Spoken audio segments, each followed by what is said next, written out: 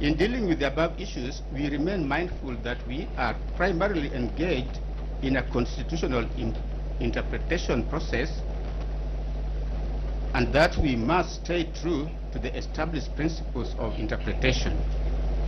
We have thoroughly examined and rendered ourselves on the appropriate approach to constitutional interpretation in ruling number 1, issued on petition number E522 of 2024, as consolidated with cohort number 1, petitions and hearing after referred to as ruling number 1. We therefore adopt that analysis as part of this ruling by way of reference, as we see no need to rehash the discussion therein. We will now deal with the issues for determination in seriatim. And I will deal with the first issue, that is whether this court has jurisdiction over the consolidated petitions. The first preliminary issue that was raised before us is the jurisdiction of this bench. While it was also argued that the court has already determined this matter, rendering it res judicata, we believe it is necessary to revisit the issue due to the new arguments that have emerged during submissions and in light of the case. We find it prudent to further clarify our jurisdiction so as to ensure that the issue receives the comprehensive and careful consideration that it deserves. In determining this preliminary issue, we are reminded of the authoritative words of Nyarangi J.A. in the widely celebrated case of owners of the motor vessel Lillian S. versus Caltex Oil Kenya Limited, reminding us that without jurisdiction, a court has no power and must down its tools in respect of the matter in question. This principle has since been reaffirmed in numerous landmark decisions by the Supreme Court, underscoring its centrality to the exercise of judicial authority. The case of Machari and another versus Kenya Commercial Bank Limited, the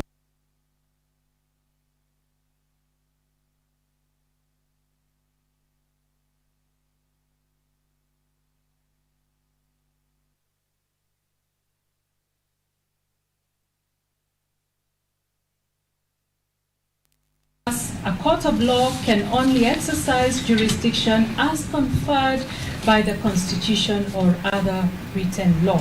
It is quite a lengthy paragraph there. However, let me also say the Supreme Court stated that where the Constitution exhaustively provides for the jurisdiction of a court of law, the court must operate within the constitutional limits. It cannot expand its jurisdiction through judicial craft or innovation. And the quotation goes on. Likewise, in Adenga and 2 others versus Kibos Distillers Limited and 5 others, the Supreme Court again emphasized as follows: a court, even this court, that is the Supreme Court, cannot arrogate itself jurisdiction through crafts of interpretation, and a court ought to exercise its powers strictly within jurisdictional limits. End of quote. We find it necessary to address the issue of jurisdiction by examining the historical context of Kenya's constitutional drafting process, as highlighted by learned counsel Dr. Thiankolu in his submissions. Counsel presented the court with excerpts from earlier drafts of the Constitution, tracing the evolution that led to the promulgation of the 2010. In all these earlier drafts, on the Supreme Court to hear and determine disputes arising from the impeachment process. However, in the final promulgated 2010 Constitution, this specific provision was deliberately omitted. Based on this historical backdrop, counsel submits that even if this court were to find that this dispute is justiciable, a matter which we will address in the second preliminary issue, jurisdiction should lie with the Supreme Court and not with this court. We have carefully considered this argument, which the petitioners opposed. Article 2.1 of the Constitution is unequivocal that no person or state organ is above the Constitution. It further affirms that all state authority must be exercised in strict conformity with constitutional provisions. By virtue of Article 2.4, any act or omission that violates the Constitution is both unlawful and invalid. This establishes a clear basis on which the actions and omissions of all state organs must be scrutinized for their constitutionality. The bone of contention before us is whether that jurisdiction ought to be exercised by this court or by the Supreme Court. As we have already noted, the final version of the 2010 Constitution marks a clear departure from previous constitutional texts regarding the jurisdiction of the Supreme Court. Specifically, the provision granting the Supreme Court exclusive and original jurisdiction over disputes arising from the impeachment of the President, that bit was deliberately omitted. The Supreme Court's jurisdiction is now strictly redefined under Article 163, Sub-Article 3. This leads us to the firm conclusion that the people of Kenya did not intend to grant such jurisdiction to the Supreme Court. Had that been the intention, the Constitution would have expressly conferred this authority in its final form. The Supreme Court has itself acknowledged that its original jurisdiction as outlined in the Constitution is exhaustive. This implies that any attempt to expand its jurisdiction beyond what is expressly provided for would contradict the Constitution's intent. Again, we refer to the case of Machari and another versus Kenya Commercial Bank, in which the Supreme Court itself stated as such.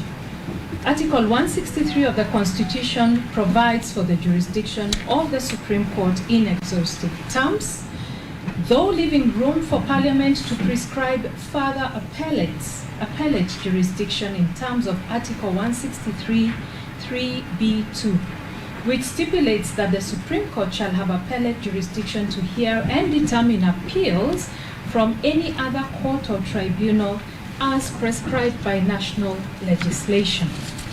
The Supreme Court goes on to note that the Constitution also confers jurisdiction upon the Supreme Court to hear and determine an appeal from a judge who has been recommended for removal under Article 168(8).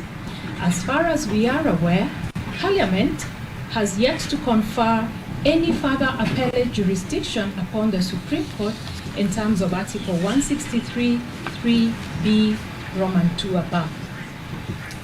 Even with regard to the special jurisdiction previously conferred by Section 14 of the Supreme Court Act, which was repealed by Section 15 of Act number 26 of 2020.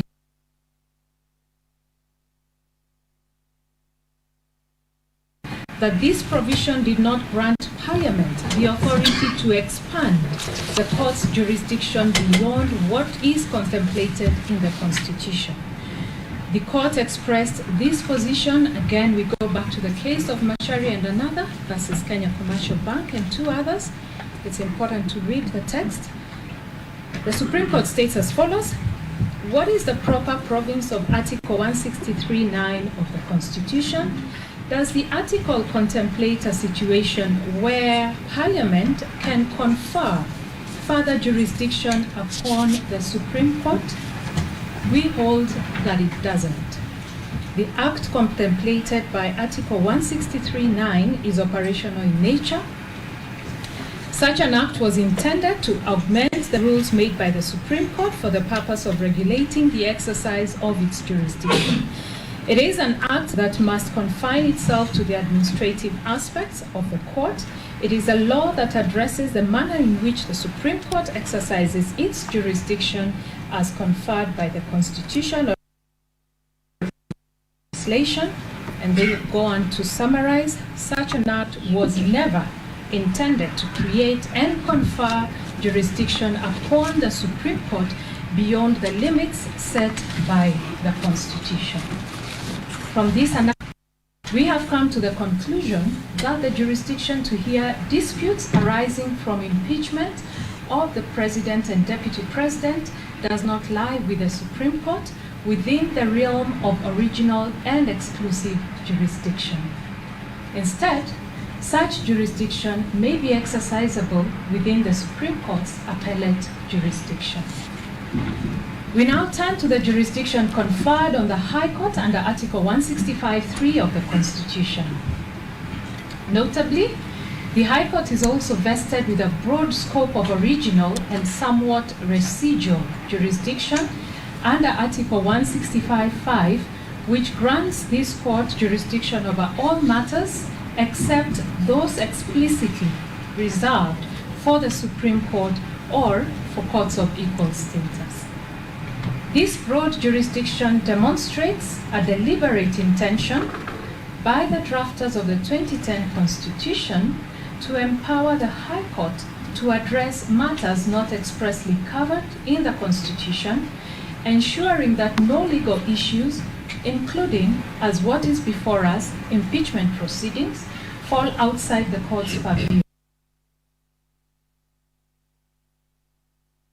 The Constitution also guarantees that gaps in constitutional coverage are filled, allowing the court to adjudicate on significant issues that may arise within the evolving landscape of governance. Within this framework, the jurisdiction conferred under Article 165(3) extends to adjudicating any alleged infringement of the Bill of Rights and interpreting the Constitution.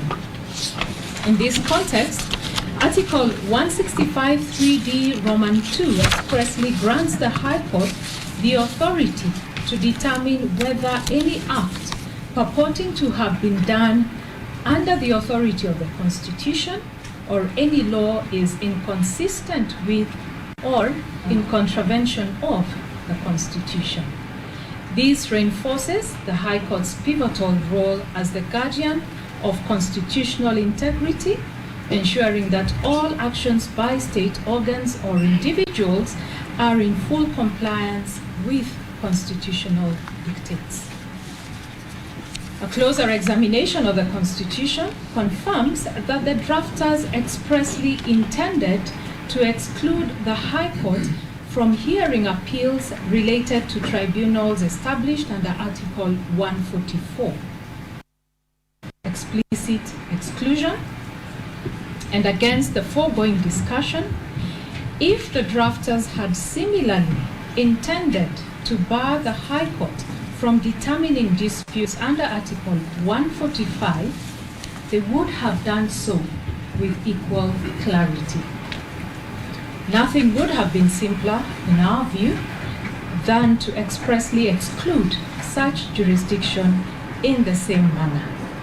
The absence of such an exclusion with respect to Article 145 strongly suggests to us that the drafters intended for the High Court to retain jurisdiction over such impeachment matters. This approach to interpretation, whereby jurisdiction is said to be unlimited in the absence of any explicit limitation, is supported by the Supreme Court in their decision in the case of R versus Karisa Chengo. The Supreme Court noted as follows, we quote, "The limits of this authority are imposed by the statutes, charter or commission under which the court is constituted and may be extended or restricted by like means." We emphasize that if no restriction or limit is imposed, the jurisdiction is said to be unlimited. The quotation goes further, but that is the emphasis statement. It is undisputed that the impeachment of the Deputy President is a constitutional process outlined in Article 145 of the Constitution. The authority to determine whether the merits and procedures of such an impeachment process, aligned with constitutional requirements, therefore falls squarely within the jurisdiction of the High Court as provided for under Article 165(3)(2). The role of the courts in an impeachment process was reiterated by the Supreme Court in the case of Sonko versus Clark, County Assembly of Nairobi. That is another quotation that we have reproduced in our ruling when you get to read it. The court went on to state that the impeachment architecture in the Constitution, the law, and the standing orders leaves no doubt that removal of a governor relates to accountability, political governance, and personal responsibility, and not necessarily about criminal responsibility. It follows that insofar as the process of removal of a governor from office is concerned, the court's role is confined to deciding whether the governor's constitutional rights and fundamental freedoms have been breached in the process, and whether the procedures for removal from office have been followed without the court constituting itself into any of the two constitutional organs in whose hands the power to remove is vested. While we acknowledge that this referenced decision pertains to the impeachment of a governor, we maintain that the same constitutional principles apply to the impeachment of a deputy president. And accordingly, we do hereby find and hold that this court has the jurisdiction to sit and determine the matter that is before it. The second issue is whether the matters raised in the consolidated petitions are justiciable. Ordinarily, an application for conservatory orders concerning the subject matter of a suit is relatively straightforward, as the law in this area is well established. However, the current applications before the court are far from routine. These applications are imbued with political maneuvering between the applicants and the respondents. In essence, power struggles involving other constitutional organs have been brought before this court for a legal solution. As a result, this court has become the stage upon which political excesses are to be examined and resolved. Inevitably, such cases evoke intense emotions. The impeachment case of the first petitioner currently before this court exemplifies the dilemma faced by the judiciary when handling cases that straddle the line between legal and political domains. There is no doubt that many are watching to see how the court will navigate this delicate issue, one that has significant implications for the doctrine of separation of powers among the three arms of government.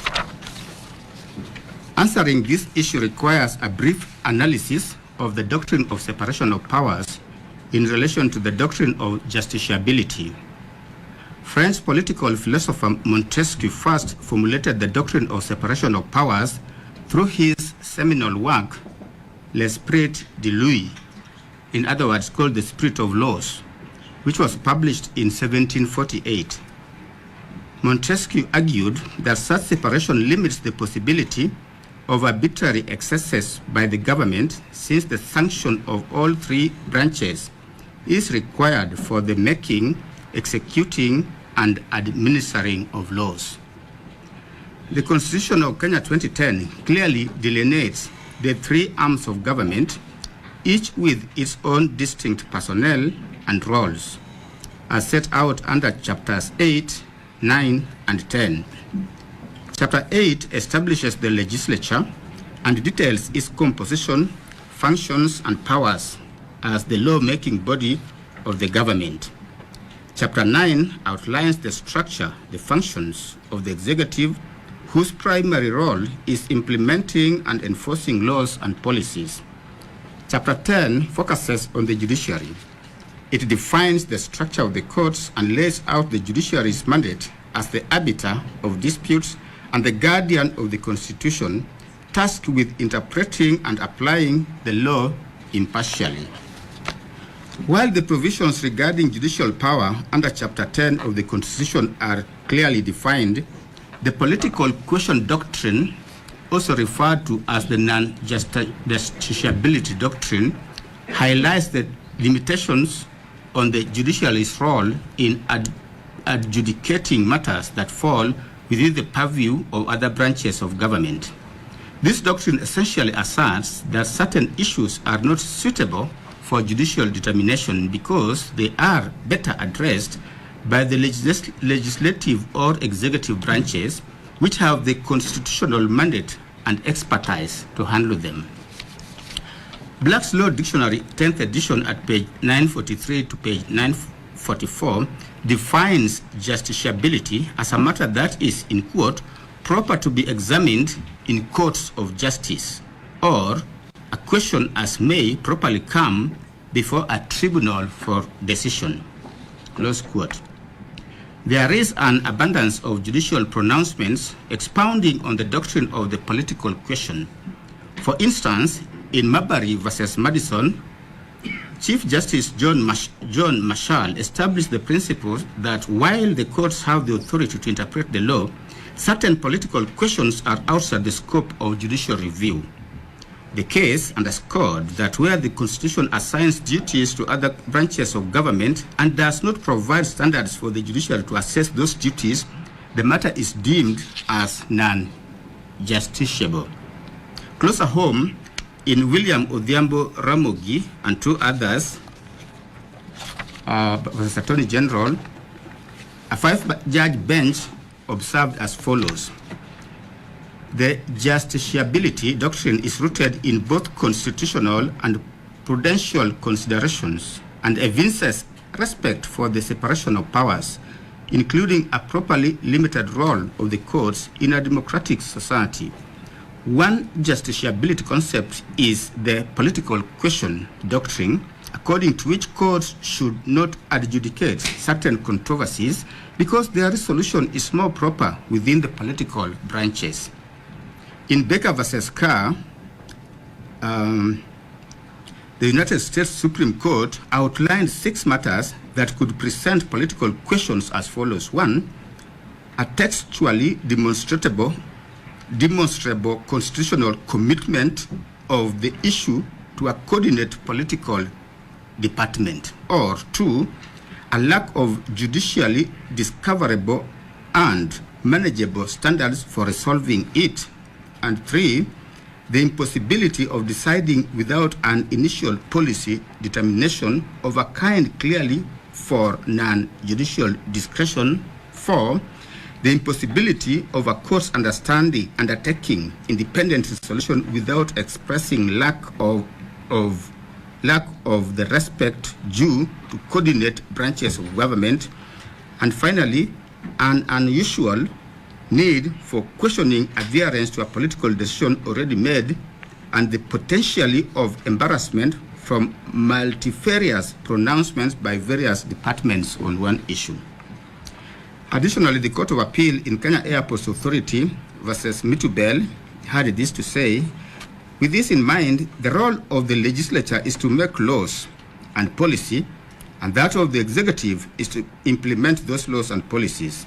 The role of the judiciary is to interpret the policies and laws as enacted and approved by the legislature and the executive. Generally, courts have no role to play in policy formulations. Formulation of government policy is a function best suited for the executive and legislature, close quote. In Kiriro versus Ngugi, a 3-judge bench had this to say: a court must satisfy itself that the case before it is not caught up by the bar of non-justiciability. The concept of non-justiciability is comprised of 3 doctrines. Firstly, the political question doctrine. Secondly, the constitutional avoidance doctrine. And thirdly, the ripeness doctrine. The doctrines are cross-cutting and closely intertwined. We shall, however, endeavor to, as far as possible, delimit the operation of each doctrine in isolation, close quote.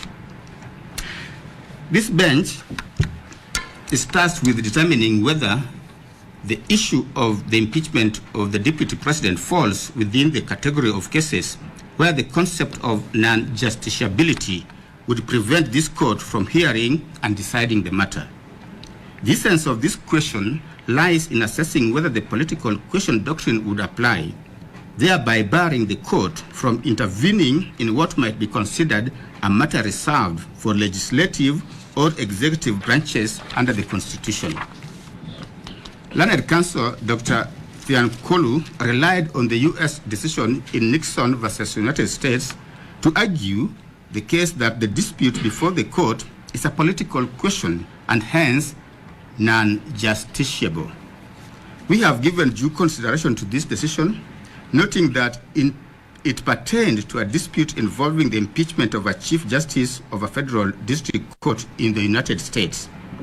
In resolving the matter, the district court held that it lacked jurisdiction to hear an appeal from the Senate regarding the impeachment of the Chief Judge, deeming the claim non-justiciable.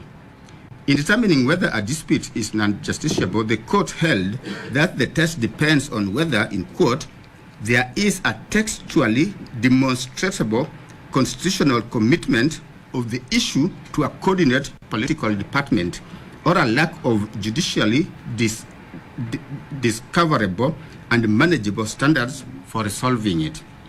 The question to ask, in simple terms, is whether the 2010 Constitution specifically assigns the sole responsibility for resolving disputes arising from the impeachment of the Deputy President, as in our case, to another branch of government. Additionally, are there clear legal rules or standards that a court can apply to reach a fair and just decision on such matters? Within the context of the American system, and as articulated by the court, the learned judges answered the first question in the affirmative. They held that Article 1, Section 3, Clause 6 of the U.S. Constitution demonstrates a clear textual commitment of the impeachment process to the Senate. For clarity, this clause, known as the impeachment trial clause, states, in quote, the Senate shall have the sole power to try all impeachments, close quote. We previously referenced the pre-2010 Constitution drafts that were brought to our attention by Dr. Thiankolu. What is evident from this text is that the people of Kenya clearly intended for the impeachment process to be a justiciable matter. This conclusion is supported by the fact that each constitutional draft contained provisions affirming this intent. This position is unsurprising when considering the historical context in which the Constitution was created. The people of Kenya sought to move beyond a past where the judiciary was often marginalized or bypassed in efforts to check governmental excess. Instead, they envisioned a new constitutional order in which all branches of government would be held accountable and subject to comprehensive constitutional oversight. This aspiration was central to establishing a balanced system that ensured no arm of government operated beyond scrutiny. We are therefore not convinced, against a holistic reading of our Constitution, that there was any intention to deliberately place the impeachment power on the legislature with no judicial involvement. To hold otherwise would be to create an absurdity whereby the dictates of the Constitution under Articles 23, 160, and 165, 3D2 would be defeated. In our view, this decision is further distinguishable by the fact that the appointment of judges in the United States and Kenya differs significantly due to unique political structures and systems of government. Judicial appointments in the U.S. are more overtly political, with the President and Senate playing direct roles. In contrast, Kenya's system emphasizes judicial oversight through the Judicial Service Commission, which is designed to limit political influence and promote greater judicial independence. Going back to the question that we posed previously, it is clear that unlike the U.S. position, there is no textually demonstrable demonstrable constitutional commitment of the issue of impeachment solely to any political department or institution. Drawing analogies, the fact that the American context states that the Senate sits to solely try impeachment disputes is a major departure from the 2010 Constitution. Even though the requirements for the 2/3 vote and the taking of an oath are identical, the procedure and provisions of the Constitution, as we have spelled out, leave no doubt that the Senate is not the sole determinant of the dispute. We have already expressed ourselves succinctly on the jurisdiction that has been conferred to this court under the Constitution in our previous decisions. It is now well settled that there are instances in which the courts will and should interfere with political processes. A few decisions suffice to demonstrate this position. The Court of Appeal in Martin Nyaga Wambora and 3 others stated as follows at paragraph 62, the political question doctrine and the concept of separation of powers cannot oust the jurisdiction of courts to interpret question is to be done under the authority of the Constitution or law is consistent with or in contravention of the Constitution as per Article 165, sub-Article 3D2. Equally,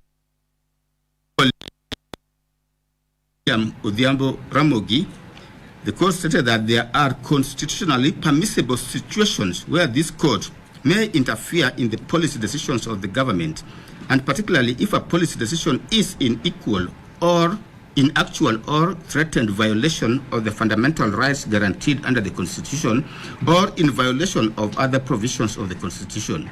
The necessity of vindicating constitutionally secured personal liberties and fundamental freedoms is the principal justification for the anti-majoritarian power that judicial review confers upon the courts, and we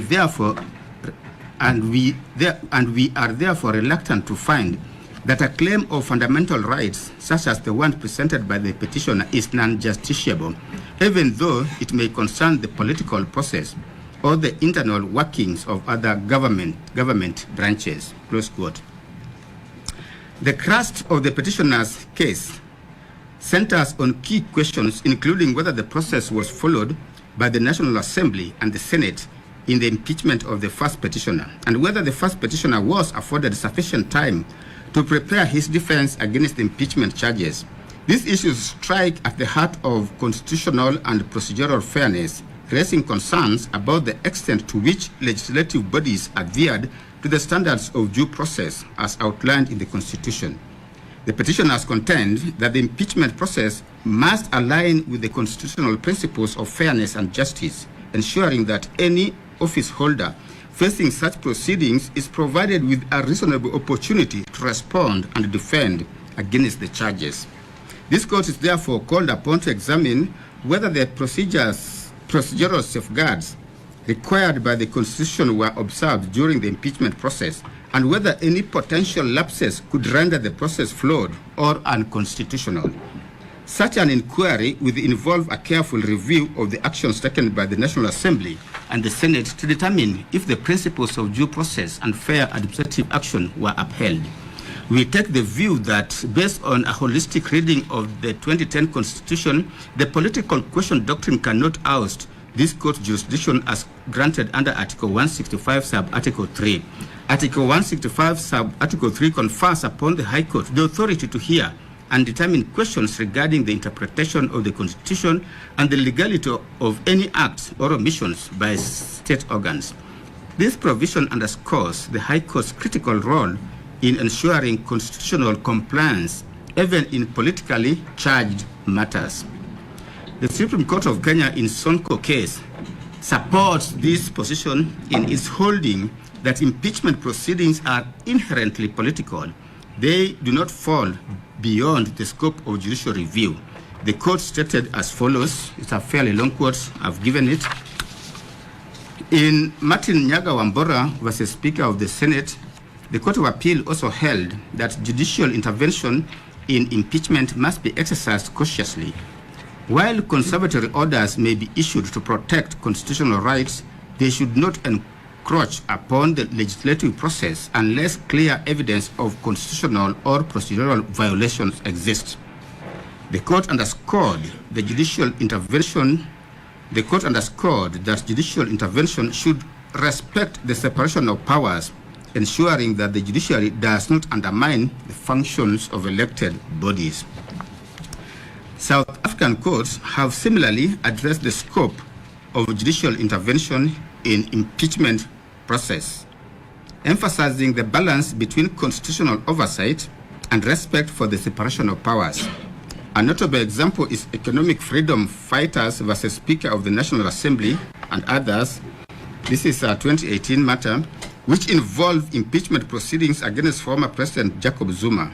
In this case, the Constitutional Court affirmed that while the judiciary has the authority to ensure that impeachment proceedings comply with constitutional requirements, it must exercise restraint to avoid encroaching on the disciplinary functions of the legislature. The court made it clear that judicial intervention is warranted only when necessary to correct political procedural irregularities or constitutional violations. The ruling highlighted that conservatory orders should be applied with caution to prevent unwarranted intrusion into the legislature's domain. The court had this to say, in quote, "Courts must be careful not to impose themselves in a matter that disrupts the legislative process or undermines the authority of Parliament. Judicial oversight is essential to safeguard constitutional rights and ensure procedural fairness, but it should not extend to directing how the legislature carries out its internal disciplinary proceedings unless there is clear evidence of procedural defects or breaches of the Constitution." This decision underlines the principle that the judicial's role in impeachment matters is not to take over legislative functions, but to ensure that such processes are conducted in a manner that respects constitutional norms and procedural fairness. It reinforces the idea that while the doctrine of separation of powers is crucial, it does not preclude judicial oversight when fundamental constitutional principles are at risk. It is therefore our finding, based on the above, that the Constitution of Kenya has clearly delineated independent and distinct paths for the three arms of government. Accordingly, this court's intervention in the matter before it is warranted through a very narrow window that allows for oversight in cases where constitutional infractions are alleged in the impeachment process. This position is reinforced by our previous determination that the petitioners have established a prima facie case in the petitions before this court. And I will handle the third issue, that is whether the conservatory orders in place should be confirmed. We reiterate that we dealt at length with the nature and principles for consideration in application seeking conservatory orders. That was in ruling number 1, which we delivered some few days ago. We adopt that discussion as part of this ruling by your reference, and suffice to say that the three main principles for consideration are as follows. The first one being that the need for the applicant to demonstrate an arguable prima facie case. The second, whether the public interest will be served or prejudiced by a decision to exercise discretion to grant or deny a conservatory order. And the third is that whether, if an interim conservatory order is not granted, the petition or its substratum will be rendered nugatory. We will consider the same principles as they play out in this matter. On whether prima facie case has been demonstrated, this is a discussion which featured in ruling number 1, where we dealt with the definition and the nature of a prima facie case. We held that such is a case which, and I quote, on the material presented to court a tribunal properly directing itself will conclude that there exists a right which has apparently been infringed by the opposite party as to call for an explanation or rebuttal from the other, end of quote. See the case of MUUMA versus First American Bank of Kenya Limited and two others. In the said ruling number 1, we went further and said, I quote, in sum, therefore, in determining whether a matter discloses a prima facie case, a court must look at the case as a whole. It must weigh, albeit preliminarily, the pleadings, the factual basis, the respective parties' positions, the remedies sought, and the law. In doing so, a court must be guided by Articles 22, Sub-Article 1, and Article 258, Sub-Article 1 of the Constitution, which provisions are on the right to institute court proceedings whenever a right or fundamental freedom in the Bill of Rights has been denied, violated, or infringed, or is threatened, or when the Constitution has been contravened or is threatened with contravention, end of quote. Upon being satisfied, this court, in the said ruling number 1, rendered itself as follows, I quote again. Applying the above in this matter, and without much ado, we are satisfied that the consolidated petitions raise constitutional issues that require further judicial consideration, end of quote. This court has not deviated from the above position. We reaffirm that the consolidated petitions in cohort number 1 and in cohort number 2 still raise constitutional issues requiring further judicial interrogation. The second issue is whether with public interest considerations. Black's Law Dictionary described public interest as the general welfare of a populace considered as warranting recognition and protection, something in which the public as a whole has stake, especially in something that justifies government regulation. In ruling number 1, we found and held that, quote, public interest tilts in favor of allowing the constitutional process to proceed unhindered, end of quote. To therefore understand how public interest factors into this matter, it is necessary to examine the historical context of the office of the now Deputy President. Naturally, the starting point is the retired 1963 Constitution, which hereinafter will be referring to as the 1963 Constitution. Chapter 2 of the 1963 Constitution addressed the executive, with part 1 thereof focusing on the President and the Vice President. Section 4 of the 1963 Constitution established the office of the President as follows, I quote, there shall be a President of Kenya who shall be the head of state and Commander-in-Chief of the Armed Forces of the Republic, end of quote. Section 6 addressed a vacancy in the office of the President. And I may not go through all that, but it's in the ruling, you'll find it. Section 15 of the 1963 Constitution dealt with the office of the Vice President. This one I will read. Section 15, subsection 1, read as follows, I quote, there shall be a Vice President of Kenya who shall be appointed by the President. Subsection 2, the President shall appoint the Vice President from among the ministers who are elected members of National Assembly, provided that no appointment to the office of Vice President shall be made at any time when the functions of the office of President are being exercised by any person other than the President. Subsection 3, the Vice President shall be the principal assistant of the President in the discharge of his functions. We have emphasized that provision.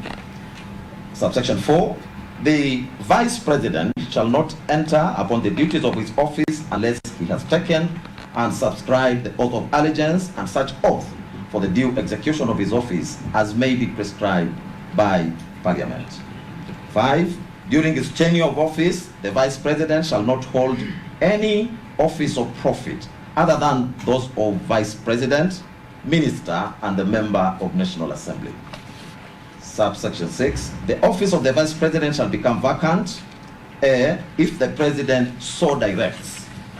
B, if the holder of the office ceases to be an elected member of the National Assembly, otherwise than by reason of the dissolution of Parliament, or C, upon the election of a person to the office of President. It follows that under the 1963 Constitution, the Vice President served solely as the principal assistant to the President in the discharge of the presidential functions. The Vice President had no other duties and could be dismissed by the President at will. After a lengthy and others 20-year pursuit for constitutional reforms, Kenyans ultimately adopted a new constitution in August 2010, which we'll be referring to as 2010 Constitution just to distinguish it with the 1963 Constitution.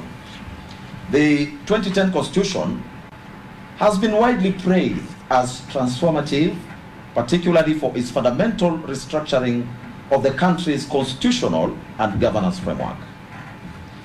The 2010 Constitution establishes the executive in chapter number 9.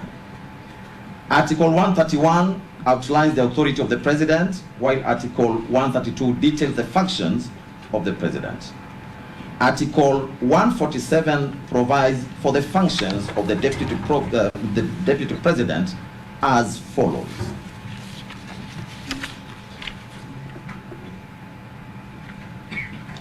The Deputy President shall be the principal assistant of the President and shall deputize for the President in the execution of the President's functions. 2. The Deputy President shall perform the functions conferred by this Constitution. We emphasize that. The Deputy President shall perform the functions conferred by this Constitution and any other functions of the President as the President may assign.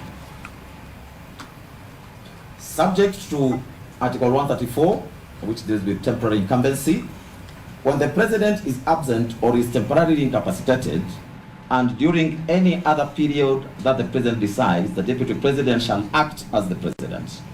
And Sub-Article 4 says that the Deputy President shall not hold any other state or public office. It is therefore beyond any peradventure that the role of the President's principal assistant changed significantly in the 2010 Constitution compared to the position of the Vice President under the 1963 Constitution. Some of the notable changes include: 1. Whereas the Vice President was solely the principal assistant of the President, the Deputy President is both the principal assistant of the President and also deputizes the President in execution of the President's functions. 2. The Deputy President performs specific functions conferred by the Constitution. 3. The Deputy President may perform any other functions of the President as the President may assign. 4. Unlike the Vice President who was appointed by the President from among Cabinet ministers who are elected members of the National Assembly, the Deputy President under the 2010 Constitution is elected together with the President and holds no other public office. The above changes were not without reason. In the book, The Constitution of Kenya, commentary by Louis and Pierre Lumumba, this is the second edition, Strathmore University Press, there 2019 at page 453. The two eminent authors had this to say, and I quote: "With the other arms of government considerably weakened, the executive personified in the President, exercised unchecked powers. Indeed, during the constitutional review process, the CKRC noted that the powers granted by the Constitution and the ordinary laws to the elected president seemed to share characteristics with those of the colonial governor. It then resolved during the constitutional making process to divest some powers from the president with the aim of avoiding an imperial president. End of quote. The above cannot be far from the truth. In the pre-2010 constitutional era, the president held immense powers, including the ability to appoint and dismiss the vice president at will, and the discretion to assign or to withhold duties for the vice president. Consequently, the vice president served entirely at the president's mercy. That was the framework that the 2010 Constitution sought to transform. Under the 2010 Constitution, the office of the Deputy President has been fundamentally redefined. It is now safeguarded from arbitrary and capricious actions by the President. Article 172 grants the Deputy President specific constitutional functions in addition to any duties the President may assign. This provision was intended to address the previous situation in which a President could, for any reason, choose not to assign any duties to the Deputy President, effectively sidelining them. Thanks to the 2010 Constitution, even if the President does not assign any additional duties, the Deputy President still has specific constitutionally mandated functions to perform. In this way, the Deputy President is no longer at the mercy and the discretion of the President. Under the current constitutional framework, when the office of the Deputy President becomes vacant, two outcomes flow. First, any functions that were assigned to the Deputy President by the President automatically revert to the President. Second, the functions expressly conferred upon the Deputy President by the Constitution do not revert to the President and cannot be performed by anyone else. This is a departure under which the President would appoint a minister to act in the Vice President's absence. The 2010 Constitution includes no such provision. Therefore, if the Deputy President is vacant, the specific constitutional functions assigned to that office remain unfulfilled. For clarity, not even the Speaker of the National Assembly may discharge the functions vested in the Deputy President under Articles 147, Sub-Article 2 of the Constitution. In light of the above, we are convinced and hereby find that the current constitutional framework does not envision any scenario in which the office of the Deputy President will remain vacant, except during the brief period required to fill such a vacancy. Another equally important provision that adds credence to the above position, that the office of the Deputy President cannot be left vacant, is Article 146(3) of the 2010 Constitution. However, before we interrogate this provision, suffice to note that Article 150, Sub-Article 2 of the Constitution, which is on the removal of the Deputy President, has it that the provisions of Articles 144 and 145 relating to the removal of the President shall apply with the necessary modifications to the removal of the Deputy President. Returning back to Article 146, which article deals with the vacancy in the office of the President, sub-articles 1, 2, and 3 of that article provide as follows. This one I'll read. Sub-article 1, the office of President, read, Deputy President, shall become vacant if the holder of the office A, dies, B, resigns, in writing addressed to the Speaker of the National Assembly, or otherwise ceases to hold office under Article 144, which deals with removal of President on grounds of incapacity, or Article 145, which deals with removal of President by impeachment, or under any other provision of the Constitution. Sub-Article 2, when a vacancy occurs in the office of President or Deputy, 1, the Deputy President shall assume office as a President for the remainder of the term. 2, if the office of the Deputy President is vacant or the Deputy president is unable to assume the office of president, the Speaker of the National Assembly shall act as president, and an election in the office of president. The office of president under clause 2A or following an election required by clause 2B shall, unless otherwise removed from office under this constitution, hold office until a newly elected president is sworn in following the next regularly scheduled election under Article 136, Subarticle 2A. End of Subarticle 3.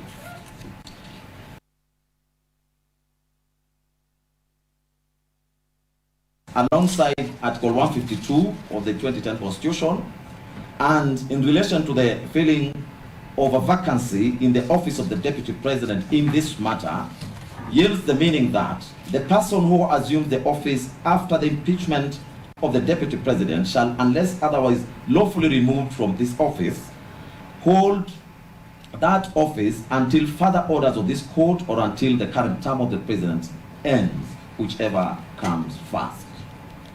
The foregoing demonstrates that the structure of the Constitution, which reflects the popular will of Kenyan citizens, envisions a scenario in which the office of the Deputy President will always be filled except during the brief period of required to fill the vacancy as already stated above.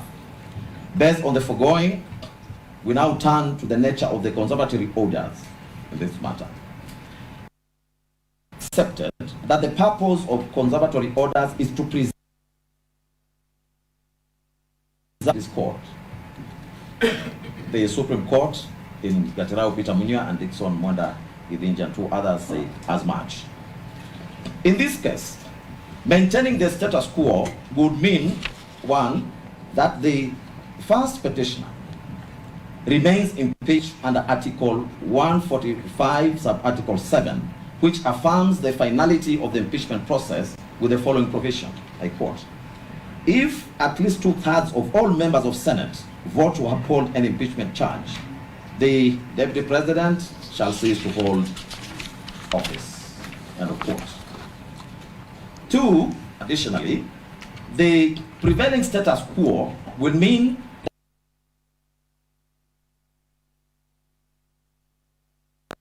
office. With such an approach, while such an approach may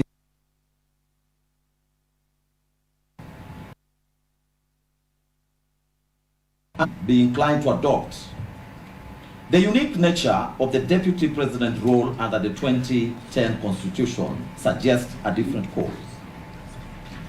Allowing these orders to stand will leave the office of the Deputy President vacant. The problem, however, is that no other person is authorized to carry out the constitutional functions specifically assigned to the Deputy President under Article 147, sub-Article 2, once those assigned by the President revert to the President in the absence of an office holder. The result would be a de facto suspension of Article 147(2) of the Constitution, an outcome that no court should knowingly permit. For clarity, this court firmly holds that no court should issue orders that have the effect of suspending the operation of any provision of the Constitution, such an outcome is clearly not envisioned by the document itself. The Constitution was not handed to Kenyans on a silver platter. No, it was achieved through great struggle and sacrifice. Therefore, it is the duty of the court to uphold its provisions as intended by the framers and as demanded by the people of Kenya. Furthermore, Article 259 of the Constitution mandates that the document must be interpreted as always speaking. This means the Constitution is a living document designed to address contemporary challenges and to be applied consistently and continuously without interruption. Suspending any provision of the Constitution, even temporarily, will undermine this principle by creating gaps in its operation and disrupting the intended balance of governance. The Constitution is structured to ensure that all its provisions are effective and operative at all times. If any provision, such as Article 147, Sub-Article 2, is rendered dormant by a judicial order, it risks setting a precedent where parts of the Constitution could be selectively switched off, effectively weakening the Constitution's authority and the protections it affords. Additionally, we are mindful that courts are guided by the principle of constitutional supremacy, which requires that all judicial decisions align with the Constitution's objective and upholds its integrity. Issuing an order that suspends a constitutional provision would directly contravene this principle, effectively placing judicial discretion above the supreme law of the land. This will be inconsistent with the spirit of judicial restraint and the court's role as a protector and not a modifier of the Constitution. For these reasons, we take the position that the Constitution must remain fully operational at all times, and no court order should have the effect of rendering any part of it inoperative or dormant. The court's responsibility is to interpret and apply the Constitution as a cohesive functional document that serves the people's enduring will and protects the structure of governance as established. Drawing from the above, we hereby find and hold that public interest in this matter favors giving way to the Constitution, which in any event is the will of the people. That is also the dictate under Article 3 of the Constitution, where every person has an obligation to respect, uphold, and defend the Constitution. We choose to abide by that calling. As such, public interest demands that the office of the Deputy President should not remain vacant. Whether the consolidated petitions will be rendered inhibitory in the absence of any orders. As we stated in ruling number 1, because the consolidated petitions challenge the entire impeachment process, the fundamental issues at stake remain live, even though the parliamentary proceedings have been completed. Furthermore, as previously noted, should any of these petitions succeed, this court will have no shortage of effective remedies to address the situation. The next issue is whether the applicants will be prejudiced if the orders are not granted. Regarding whether the applicants will suffer any harm if the conservatory orders are not granted, we find that no individual can suffer loss or damage when the Constitution is permitted to operate as intended.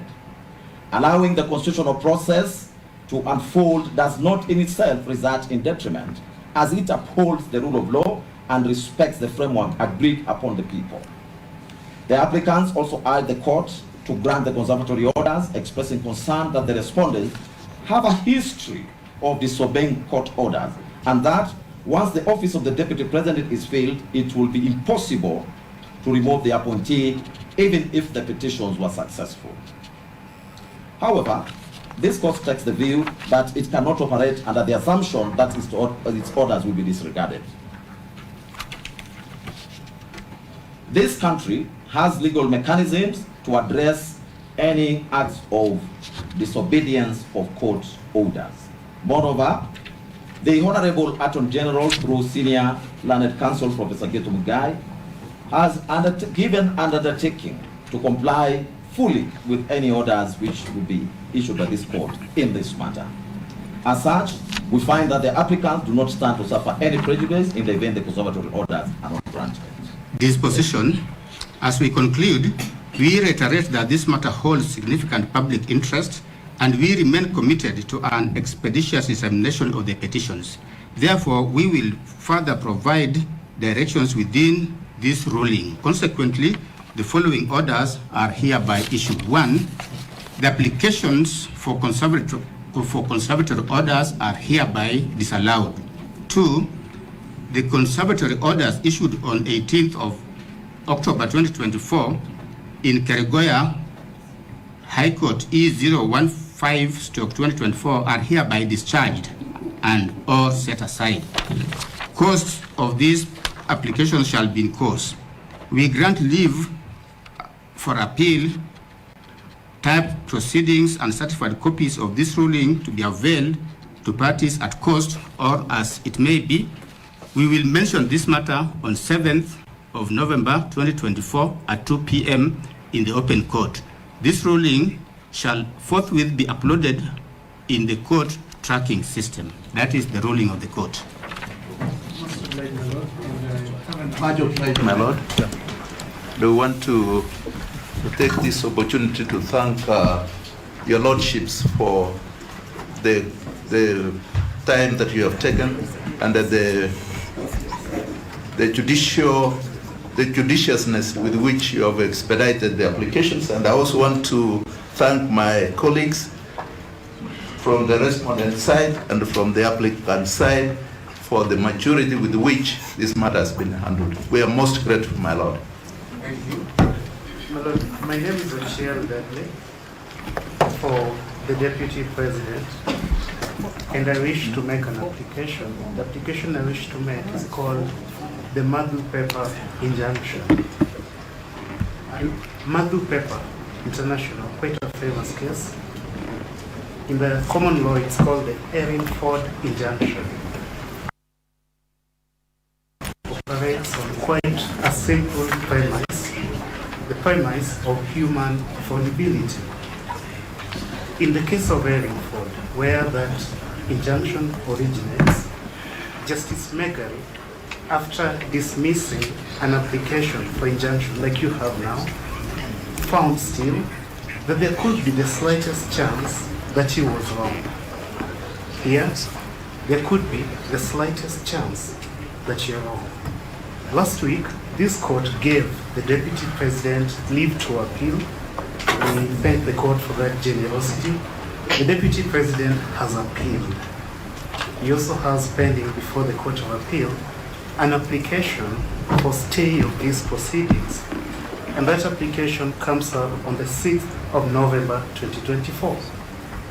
My Lord, operating on the premise of human fallibility, the foundation of the Erin Ford or Madhu Paper Injunction, we request you to recognize that you could be wrong. And if you're wrong, then the pending proceedings before the Court of Appeal would be rendered nugatory. To avoid that possibility, the possibility that the Deputy President's right to appeal, which you recognized and affirmed and upheld by giving him leave to appeal, even where he needed none, we ask you to issue a Madhu Paper injunction. We do not seek an indefinite injunction. We seek an injunction until 6th of November 2024, when we are next before the Court of Appeal. Thank you, my Lord. We also have a moment by the chair. Yeah. My Lords, I want to associate myself with the submissions made by my learned friend, and also state that I have listened keenly to the ruling that has been delivered by this honorable court. While we largely disagree with it and we have a right of appeal, Your Lordship, it is imperative for us to know or to assess how that office of the Deputy President will be filled. This court has affirmed its commitment to observe the rule of law and protect the Constitution as decreed under Article 3 of the Constitution. It follows, therefore, Your Lordship, my ladies, that the filling of that vacancy must flow or must follow the Constitution. And as such, Your Lordship, and as much as I have not heard the court address that very pertinent issue, it's presumption. It is my submission, Your Lordship, that I rise under Rule 23.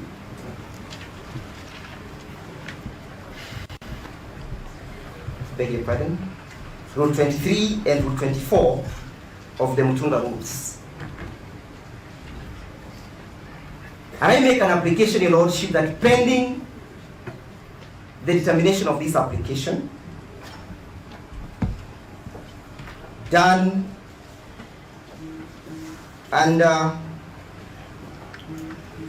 Rule 24, that this Honorable Court does issue conservatory orders suspending the swearing in of Professor KINDIKI on the following grounds. Your Lordship, Article 10 of this Constitution, of the Constitution, binds this Honorable Court to observe the rule of law. It further calls upon this Honorable Court to commit itself to ensure that there is good governance, there is accountability and transparency in the manner in which matters are done or functions are executed. My Lord, with your kind permission, It's an application. the General has referred to an application for which is seeking some orders pending, but we haven't seen any application in that regard. Yes, Your Lordship, if Mr. Kamoso was keen to read the rules, the Mutunga rules allows me to move you informally. And subsequent to me making an application informally, the court is called upon to reduce the same into a formal application. And that, Your Lordship, I want to draw his attention to Rule 24, Sub-Rule 1. An application under Rule 23 may be made by way of notice of motion or by an informal document. Your Lordship, permit me to proceed with the grounds of my application. It is clear, Lordship, that the court... If I may, I respect Madam Yes, I respect Mr. Ngilu. He's referring to an application that is non-existent. Either is referring to E554, E554 of 2024, which is before the Court of Appeal, if you are referring to that application. But my Lord, if Madam Friend is referring to the exercise of this court of epistolary jurisdiction, then he should say so. But he cannot refer to the exercise of that jurisdiction, my Lord, when this court is found as officer. You have rendered yourself on the question of the application. And therefore, they cannot urge an application unless they say, my Lord, number one, is either served on us, or two, my Lord, because there's already an application for stay under Section 5(2)(b) of the Adult Institutions Act before the Court of Appeal that is live and that has a date. This court would not have jurisdiction to entertain any other application for stay. They tried making an application for the Court of Appeal this morning using the same issues, my Lord, and the Court of Appeal rejected the application. They were told to serve everyone else. So, my Lord, for my Lord friend to come here and to seek to apply for stay again, having a second bite at the cherry, is dishonest, my Lord. It's dishonest. That before the Court of Appeal. May I suggest, Professor General, that could be your response to the application which will be made by Ndegwa? Yes, if there's an application. Yeah. Thank you, Your Lordship. Your Lordship, permit me to move on with my application, and I urge Professor Ogenda to have a look at the rules that I have just referred to.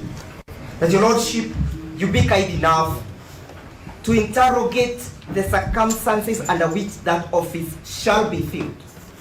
Your Lordship, it is on record, and I invite the court to take judicial notice, that there is a clear non-existence of a crucial state organ that's supposed to oversee the processes of filling of that office in the name of the Independent Electoral and Boundary Commission. Your Lordship, the Independent and Boundary Commission is created under Article 88 of the Constitution, and the functions are created therein. One of the functions, my lords, my lady, is to maintain a voters register, is to register voters. Under Article 99, Your Lordship, of the Constitution, as read together with Article 137, creates the qualifications upon which the President or the Deputy President must attain if one is to hold office.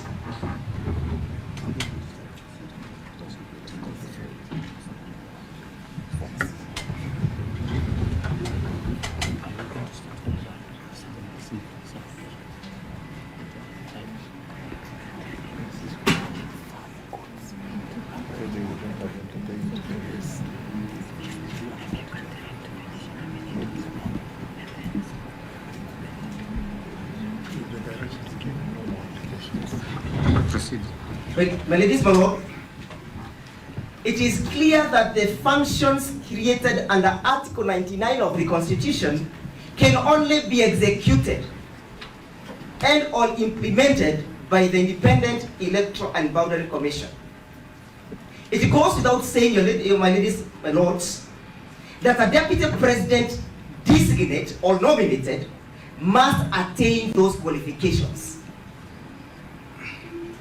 That is to mean, my ladies, my lord, that there must be an organ that will give a clean bill of health to say or to suggest that Professor Kithure Kindiki attains these qualifications.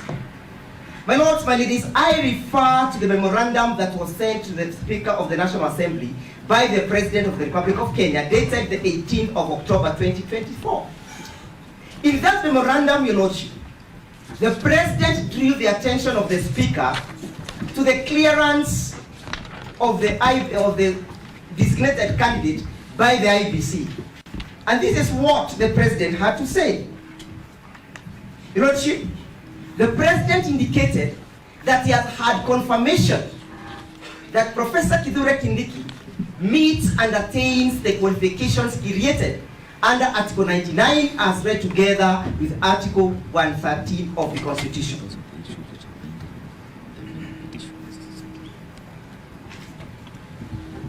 My ladies, my lords,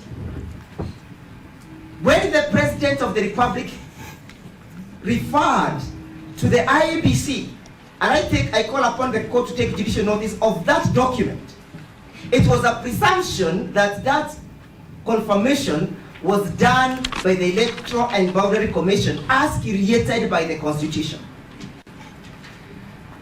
My ladies, my lords, it's my humble appeal that this honorable court does fight in my favor to issue the conservatory order on the basis that there is no clearance that has been issued by the IBC. We all know, my ladies, my lords. My lord, may I seek your guidance? When Mr. Giro started off, we thought it would be a simple and a straightforward application.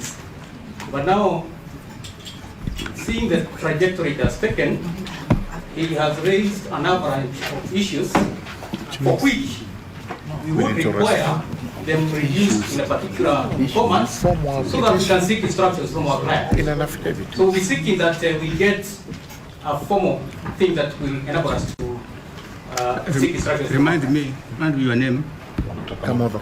Dr. Kamodo for the 10th respondent. Your Lordship, I am making an application on the basis of the law. Your Lordship,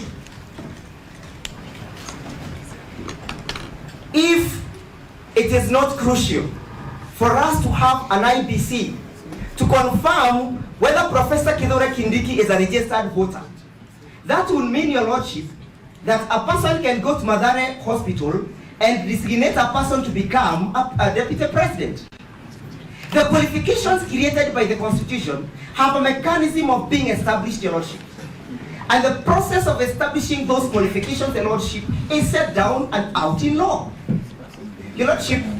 Mr. Jiro, my understanding, when you first asked for this conservative order under Madu paper, yes, it was...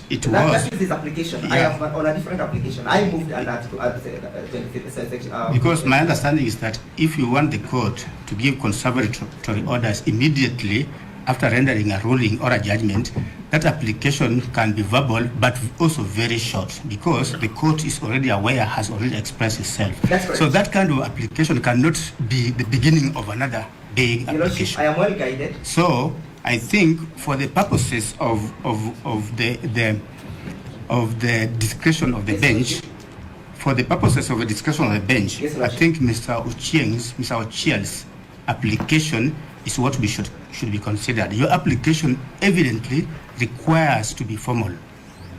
Your Lordship, I am well guided by the court, but the court also needs to perhaps appreciate the import of Rule 24. That due to the vulnerability of their rights and the vulnerability of the infringement and violation of the Constitution, I can appear before you. Rights cannot be vulnerable. Individuals are, May I have Not my right. time and then have your response, Professor? Your Lordship, this application is premised again on Article 3. The call upon every person to protect the Constitution. And as I pen off, it is all clear to us that nobody can deny, not this court, not myself, nobody can bury his head under the sand, that there is no IBC. If Kithure Kindiki is to be sworn in tomorrow, what will be the import of swearing in a person who has not been verified and approved by the organ that is supposed to do so? Finally, Your Lordship, can this court fold its hands and watch and midwife and babysit a violation of the Constitution? What is the role of the court when it comes to the issue of Article 3 of the Constitution and the question of the sovereignty of the people? Your Lordship, I beg that you hear us.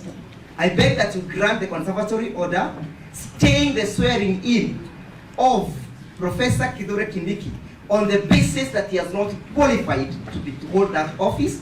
Secondly, on the basis that his purported qualification has not been verified by the body that is mandated to do so. In the absence of that, Your Lordship, you will be inviting us to say that even an insane person can become deputy president, a bankrupt person can become deputy president. Objection. I rest my case. My Lord, let me respond to... So that Professor Ojenda and every other counsel who is seated, please sit down. We have two applications, and this is not going to be a start of another court process. It's not going to be a start of another court process. The applications which have been made are discretional. So I'll only allow one response, and then we'll render a ruling. Only one. My Lord, if I may respond, my Lord. My Lord, kindly. With the permission. Okay, let me hear two people from this side, and two people. And two. You're one person. Dr. Kamindwa, please say what you want to say and be mindful of time, please. Yeah, I want to check my time. Justice Eric Obola, Justice Andrew Buruma, and then Justice Frida Ugandi. I've listened to what you're saying very carefully. And from my point of view, one of the interested in developing the students of the country. You have done, you have developed. But there is one thing I would like to point out to you very first. That we are operating in very dangerous waters with the form current. And this is an area where we have to call for wisdom. We have called for deeper understanding of human nature and for deeper understanding of society in which we live, Kenya. And what I'm saying to you is reflected in my broad reading of the authorities in cases in the United States of America.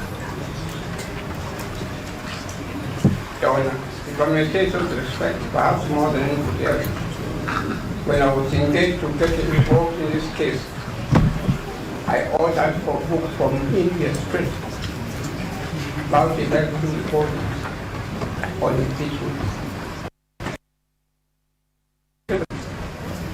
And one thing that has emerged from all these authorities when I was reading them very carefully is that the court in the United States have continued to think very carefully how will this judgment be received by the people, by the consumers, how will it be received? Is it a judgment that will continue to promote stability in the country? Is it a judgment that will continue to promote the rule of law? Is it a judgment or ruling will continue to promote stability in the country? And it's here that I'm asking you very special, that you consider the able remarks of my young friend, Mr.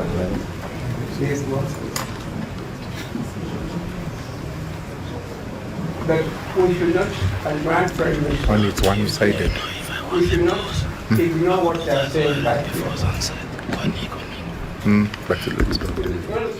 I finished it now. We don't want to move out of this country. And I'm going to date at a And then all of a sudden we are told that we are protest now in I'm not trying to just hold on. all that I'm saying to you, you're not Sorry, my lords. The utterances by the Honorable Dr. Hamino, counsel, are I'm giving you the title, sir. No, what I'm saying, let me say what I'm Unfortunately, they're insightful, they are trying to preempt matters that are not before this court. We do not know and we cannot speculate that anyone is going to be happy or unhappy about it. The sword of justice cuts both ways. There are those who are going to be happy, there are those who are going to be unhappy. That is how life is, but you cannot incite by saying from here, we will have protests, we will have what? We do not know of that. And unfortunately, my lords, I ask you to kindly restrain him from taking that route. With your kind permission, Your Honor. Oh, sorry. We want you to know that we have rendered ourselves in this matter. We have rendered ourselves in this matter, and we are not going to open this matter for a further court proceeding. There are two applications before the court, one by Dedlu Chieng and one by Ndegwa. After Dr. Kamuna has spoken, we'll allow two people to respond, and then we'll make a ruling. Thank you. I know that was also you indicated that two people, and I was prepared to make an application. Continue, Dr. Kamuna. No, I'm actually it's only one sentence. When you read the book, I have referred to authorities in America. The judges have called out names are signing along this line. Yes, this is the people. So and so is guilty. But we shall not go ahead with that. We shall be held. So that's all I'm saying to you. You have heard, you have come up with a very family say so, a ruling full of jurisprudence, and particularly my friend, Lord Gachagua, has come up with something that I had not thought of very much at all. But all that I'm saying to you, that you agree, but you still have the discretion to say that, look, we are not, we have still our findings. Still, to give conservatory orders for so many days or so many weeks. So you still have that discretion for the sake of the country. Thank you. My Lord, may I kindly, my name is Sam Leberi. I appear for the 9th petitioner in the second cohort. My Lord, I stand to make an application for stay of the orders that have been issued this afternoon relating to the application that was before you, and having keenly listened and internalized the import of that ruling or order, Lord, we wish to move the court, much as we have that opportunity by way of the orders that were given, that we were given right to appeal, that pending the appeal, pending the lodging of the appeal, my Lord and my Lady, you allow us that opportunity of stay so that we can ventilate our issues before the appellate court. My Lord, what informs this application is that there is an apparent risk by the fill-up of the position of the Deputy President, and in our petition we had named the Professor Kindiki as a party in the petition that we had filed for the 9 petitioners. So that, my Lord, having analyzed and internalized that, we feel that the petition, in the fullness of time, when the court is going to process it, we will be dealing with an issue that perhaps will compromise the rights of the 9th petitioner who has moved the court.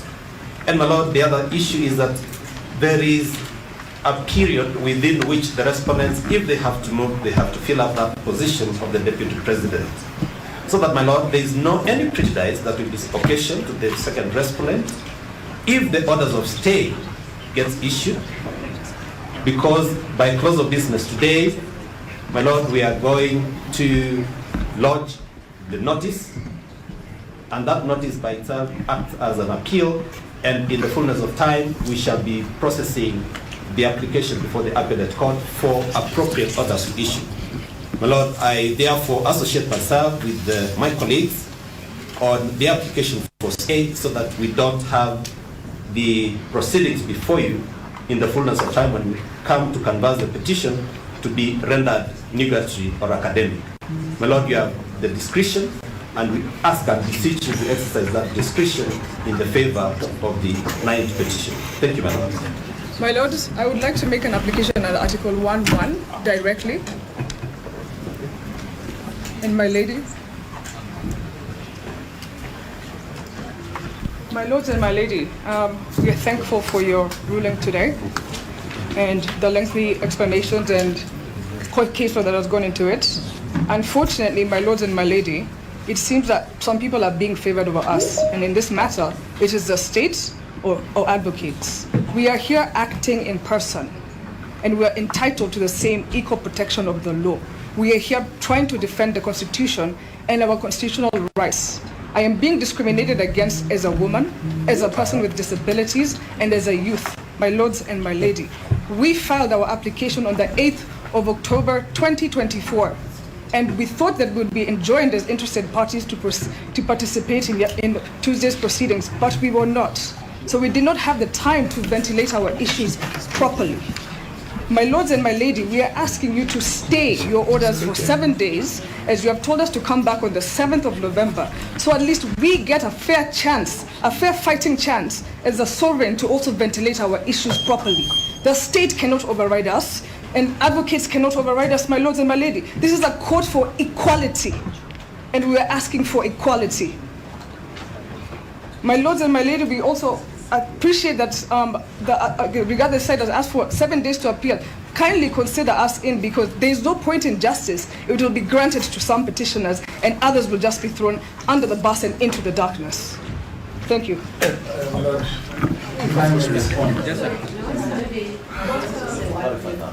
you just clarify, your application says dated the 8th of October? 8th of October 2024. It's petition E541 of 2024, who are seeking stay orders to stay the proceedings in Article 33, freedom of expression. Maybe with your kind permission. Let me clarify. Is that the matter at which you are dealing with Dr. Bosso? Yes, my lord. Yes. Now, if you have been following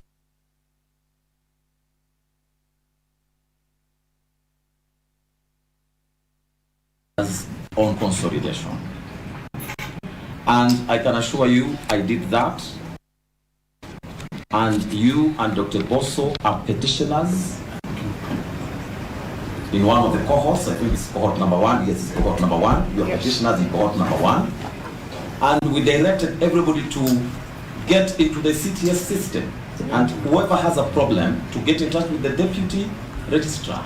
So it is not right, Ms. Wanjiru, to claim that you have not been been enjoined in these proceedings. You have been enjoined.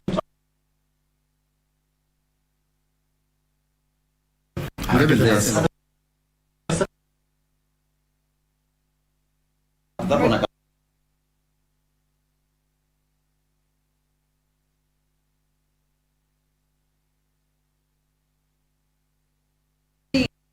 the due process is not being followed in our instance, as we applied even before both parties on the 8th of October 2024. They came to court on the 18th, 10 days after us, and they have still been granted audience before us, and we were told we're going to be in cohort 1, and then cohort 1, this application has already overtaken cohort 1. We're now being told to come next week, after the swearing in would have been gone through, and after numerous rights would have been violated that we have raised. I think, Ms. Wanjiru, what you just need to do is just get into the CTS, get all the directions. There's every direction. There's a reason why we came up with cohort 1 application petitions and cohort 2 applications. Yes, my lord. So I think we may not wish to respond on whether you are discriminated or not, but we're so sure you are not discriminated because there are proper directions in respect of every cohort and every matter before us. My lord, kindly take time to go through the CTS. My lord, I offer to assist her. Thank you. This court had made directions of this issue. Yeah.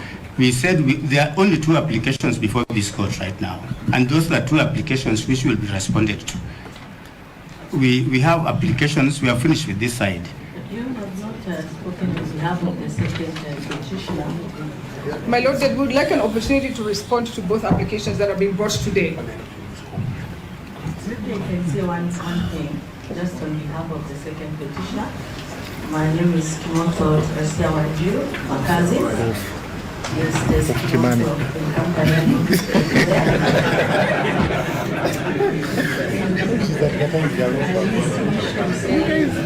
We welcome the, however, there's some bits that we feel aggrieved and we wish to appeal. And therefore, as we do the notice of appeal, we're praying that we are in support of the issue for injunction, no the issue for stay, which the court may say it's a legislative order, but we are saying pending the time we do the appeal, at least the status quo be maintained.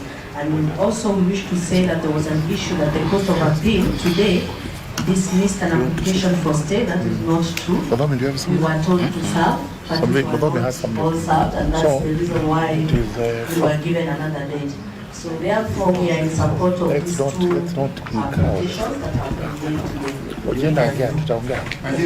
Let's also. Yeah. Mr. Dr. Bosso, yes. Please sit down. Please sit down. My lord, this court. Please sit down. Please sit down. Will I be given a chance to speak? Please sit down. Give it to Wanjiku. Let her talk. Yes, my lord. As a young woman, I'm under 35, my lord. I'm actually 35. I'm a youth and I have a disability.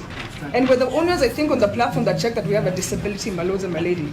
Our constitution, Article 1.1, has to count for something. Because it was intended for us to come to court directly. Please respond to the application. Support, make the application. Yes, my lord, I'm in support of the application. Most obliged. My lord, finally.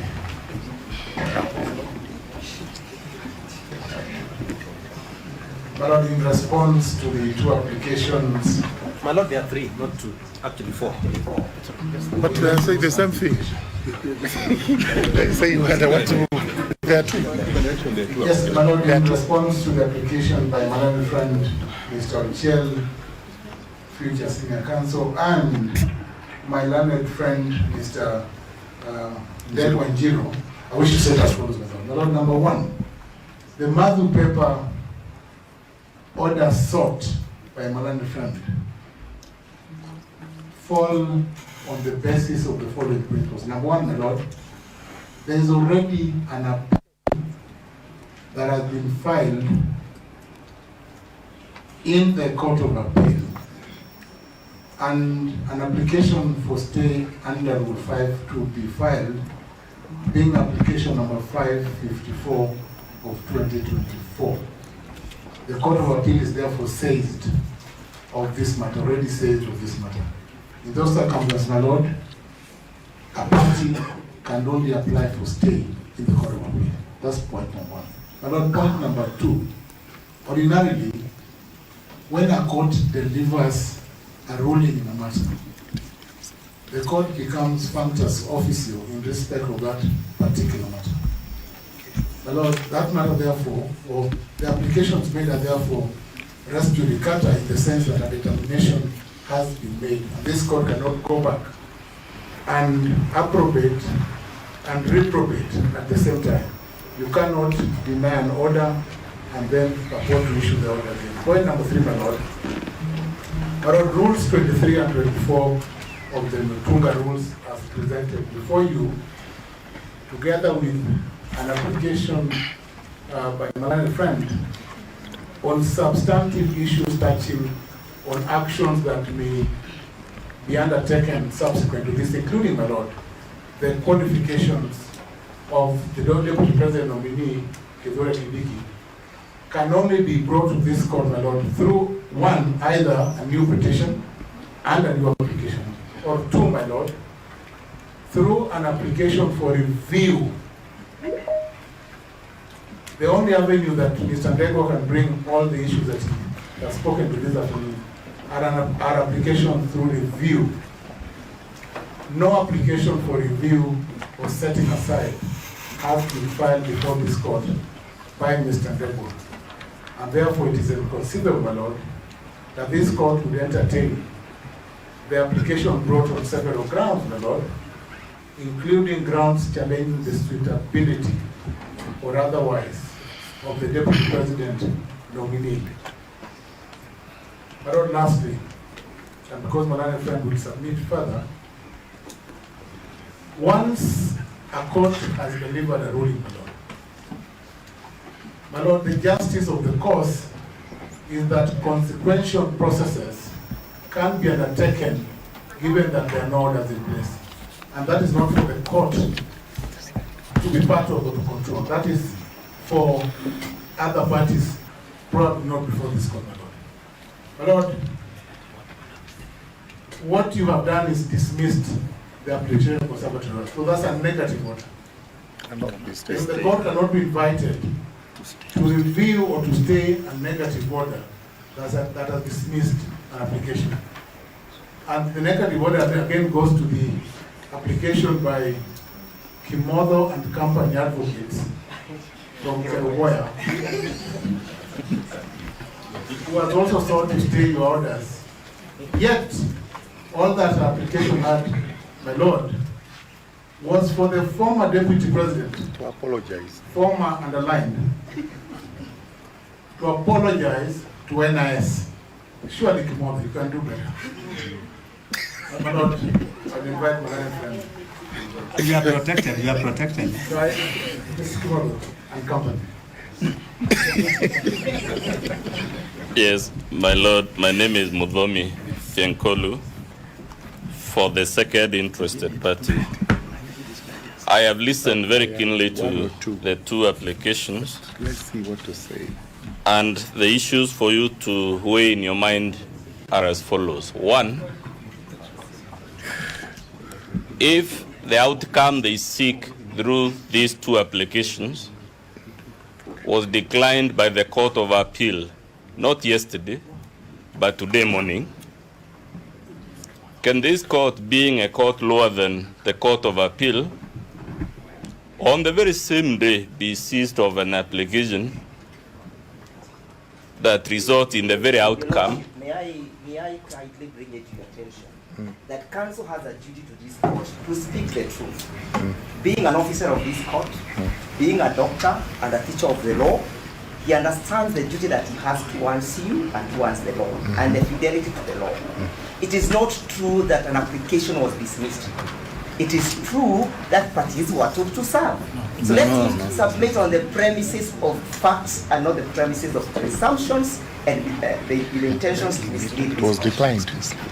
It was declined. Application for stay was declined. My lord, I think it's an issue of semantics. I come from a community that is not an expert in the English language, but whatever you call it, the point is this. the effect of you granting either of the two applications would be to contradict a decision by the Court of Appeal today morning not to grant similar applications. Yeah. That cannot be denied in good faith. We are objecting to this. They are misleading. I was before the Court of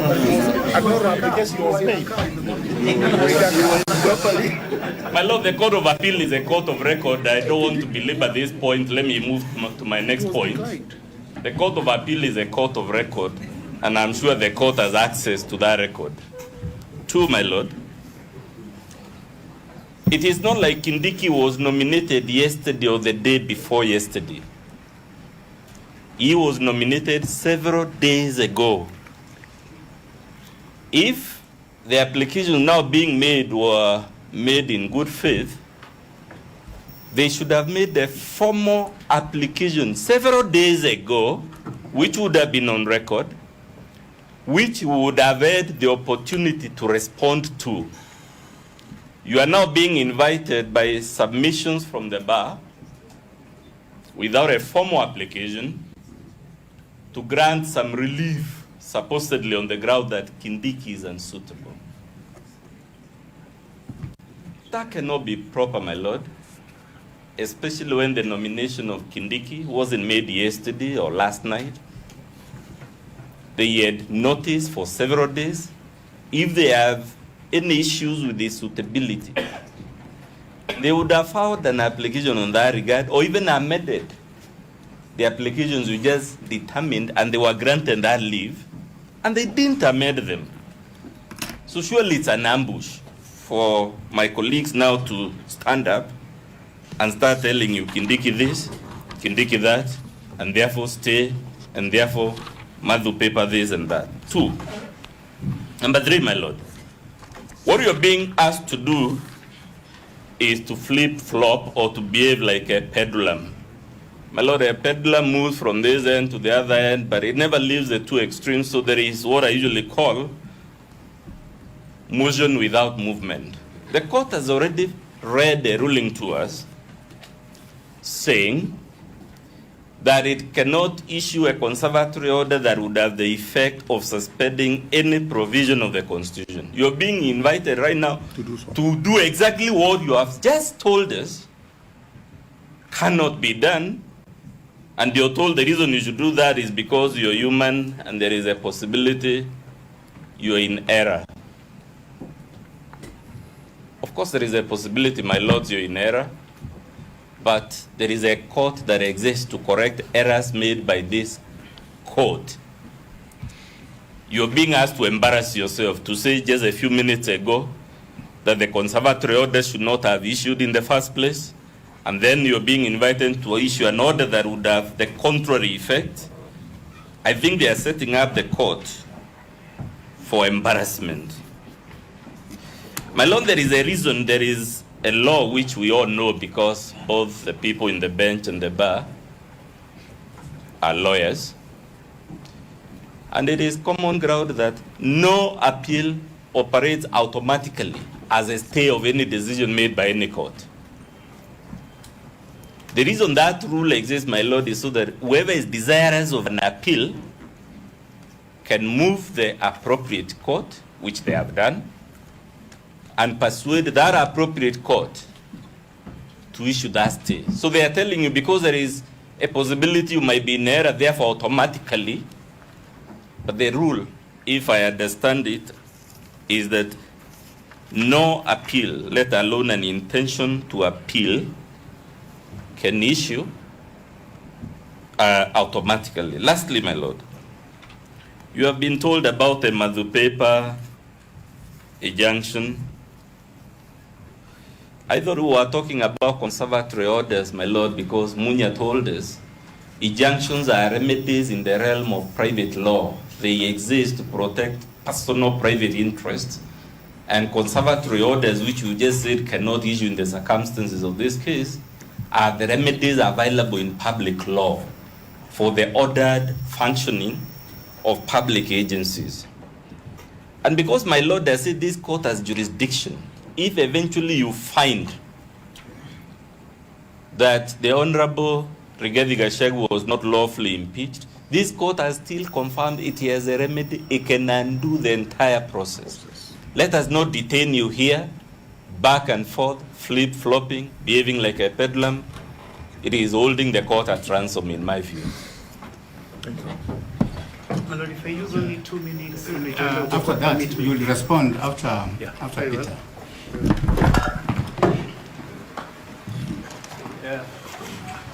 My Lord, I'll just take 2 minutes to mention something which will be in addition to our case. My Lord, Article 10 of the Constitution outlines the doctrine of rule of law. My Lord, my lady, the doctrine of rule of law anticipates that at some point controversies in the society, especially legal controversies or controversies related to the interpretation of the Constitution, will be determined by judges.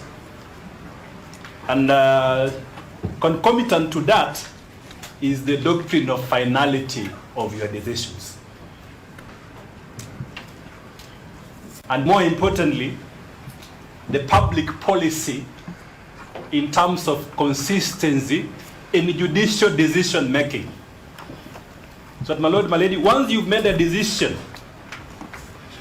the expectation of the public is that you will stand by that decision, unless there are exceptional reasons for you to depart from that decision. Especially immediately after you've rendered your decision, it will undermine that doctrine of finality of judicial decision making. If you immediately depart from the decision without exceptional reasons, they have not put on record exceptional decisions to warrant that immediate departure, and the public expects that your decision will be enforced. Secondly, the doctrine of rule of law again operates in a complete way. John Locke in 1689 developed a concept in his treatise of government known as the concept of inalienable right, which informs our constitution. And one can mention here that judges have a right to be wrong. They say you have a right to be wrong. We have listened to your decision, and we believe that you are not wrong. The reason why conservatory orders cannot be continue is a heavy public interest reason of the need for the vacancy, for there to be no vacancy in the office of deputy president. And the Constitution does not anticipate that. So in conclusion, the provisions of Article 164(3), based on the way the rule of law works to model the fabric of the society, they have the right to appeal. My Lord, you have granted that right in your ruling. And from where we stand, we submit that they cannot, on this matter of immense public interest, where you've made a decision for them to seek, to make an application from the bar, to upset a decision which you have rightly pointed out is meant to fill a major constitutional gap in respect to vacancy. And lastly, the right to be heard. The right to be heard is very central. Mr. Ndegwanjiru has made factual statements in this matter in his oral application. Again, given the immense nature of this matter in terms of public interest connotations, it is important that the respondents are given opportunity to specifically rebut the factual questions of law, the factual questions and some of the legal points that they are brought up. So in that case, if they really want to move this court, then we will submit that the proper way is to make a formal application so that we are hard on that question. Thank you. Your Lordship, the IEBC, the second application was directed at us. Everyone seems to have said something except the IEBC. And I just want to make two small points. Number one, as it relates to the application by Mr. Ochieng Dadi, my friend. First, Madu paper was pre-2010 constitution. That is important for the court. It was a commercial matter relating to restitution. So It was a remedy in private law, not in public law.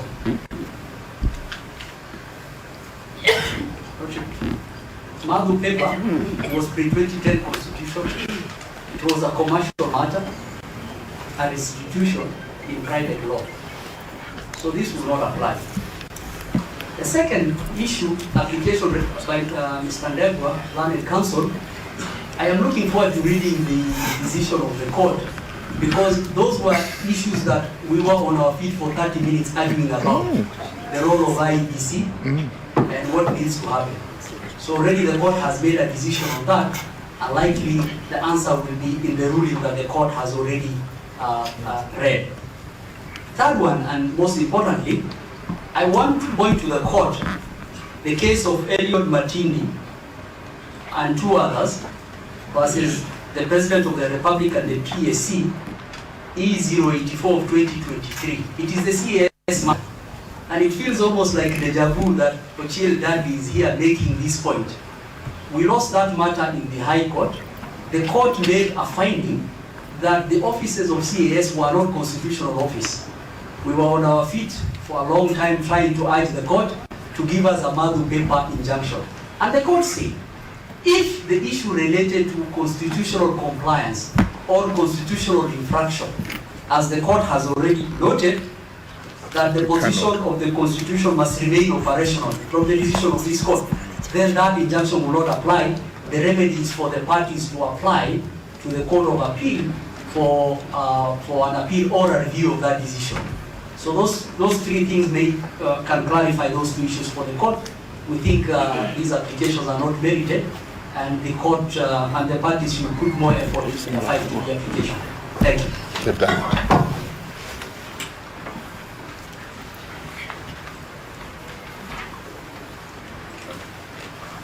My Lord, perhaps before senior speaks, maybe we get directions as to how many are responding, because there was all of us limitation on the side, and all of we us were restricted as the petitioners. All of us. The court will give directions as to that. Let Mr. Mbosa speak. Thank you, my Lord. My Lord, but you have not given us directions as to how many of them should address you, considering that the petitioners were restricted. We said two. Three of them have already spoken. Okay. My Lord. Mr. Mose, nothing stops you from saying that you adopt the position of your predecessor. Exactly. That's correct. Yes. My Lord, I want to say that I associate myself with the sentiments by my colleagues, but I want to add, my Lord, that you have given a detailed and a very comprehensive analysis of your ruling. You've gone into graphic details, and you have addressed various issues and given a determination on the same.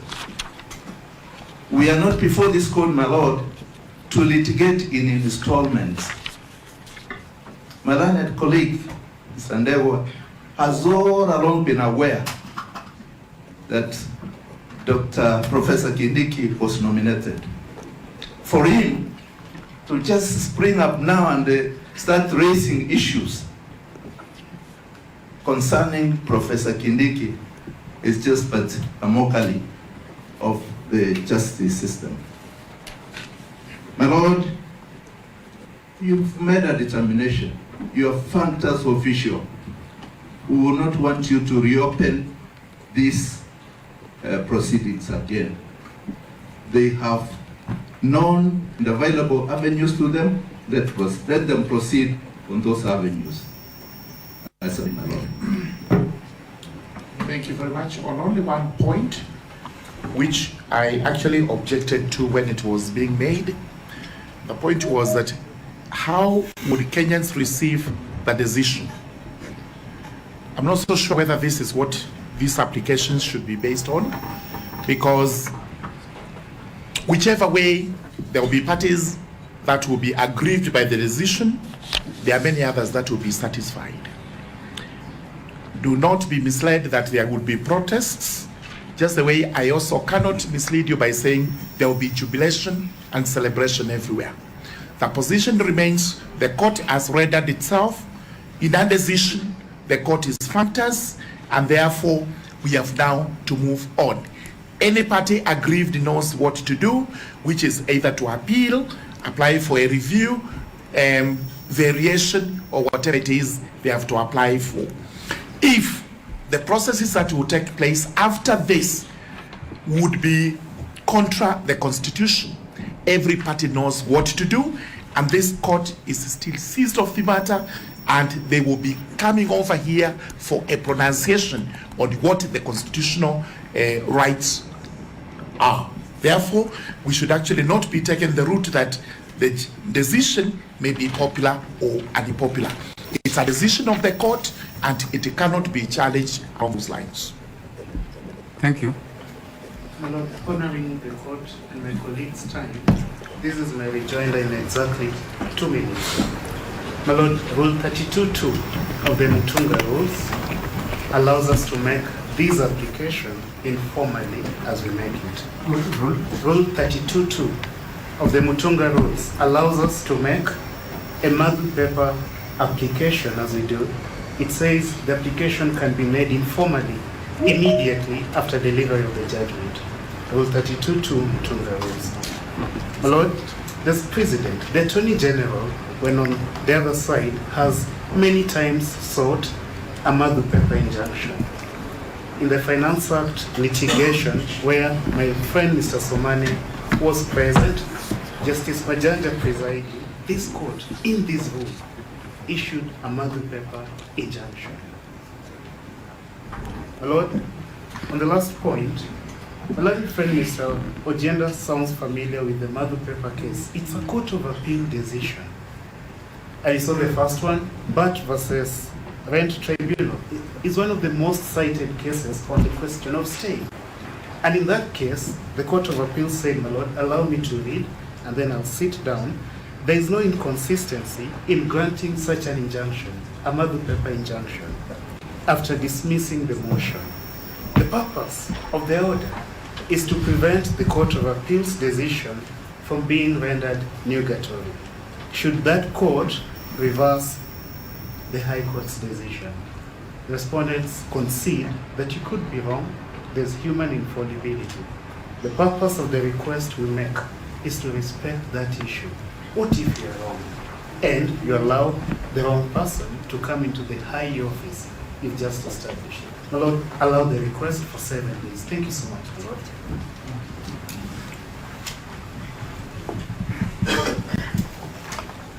And my Lord, may I just clarify that our application is distinct. We do not seek stay, we seek an injunction. Thank you. And I'm interested, in the event, my Lord, it's allowed, can we also move you again to remove it? Orally, yeah. No, my Lord, I think in the view of Article 50, they also have a right to make that application. Your Lordship, allow me to draw your attention to Article 149 clause 1. That London is not burning, and that a vacancy is contemplated, and actually a vacancy of 74 days, within which due process ought to be initiated to ensure that a rightful person, fully qualified, fully known in law, fully appreciated by the law, takes over office. Therefore, this vacancy is a constitutional vacancy.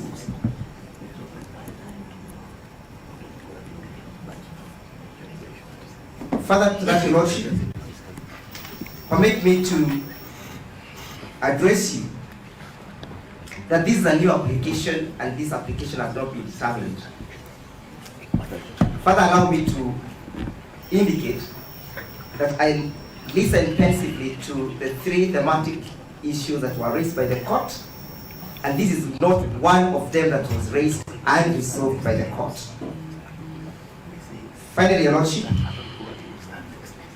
we all have a duty to uphold the law and to defend the Constitution.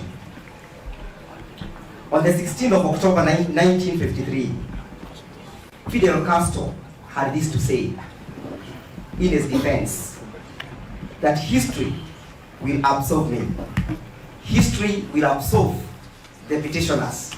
That we have brought to your attention that you have the duty to protect the constitution, that a person qualified should take over.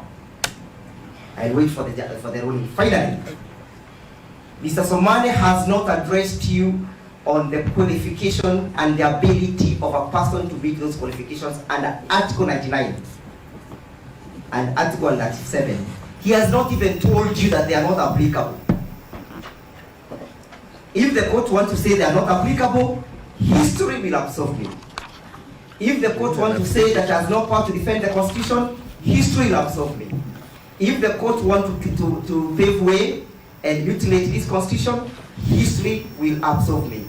If the court wants to midwife an injustice, history will absolve me. I am most obliged.